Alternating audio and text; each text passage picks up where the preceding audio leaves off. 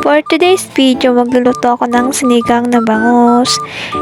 Una nga, iwan nga natin tong kamatis. Tanggalan natin siya ng mga buto. Hindi kasi yan kasama. Yan, hiniwa-hiwa ko na siya.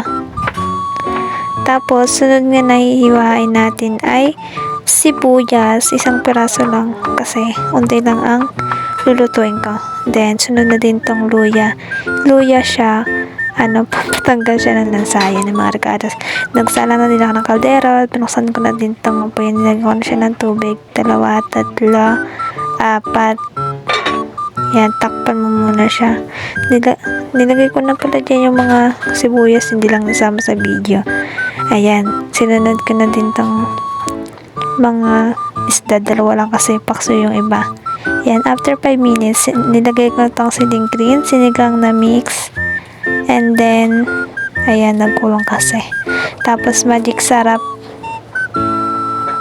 Tapos, asin. Sinunod ko nitong kangkong. Hindi lang yung natin. Kasi, ayan nung meron sa rep.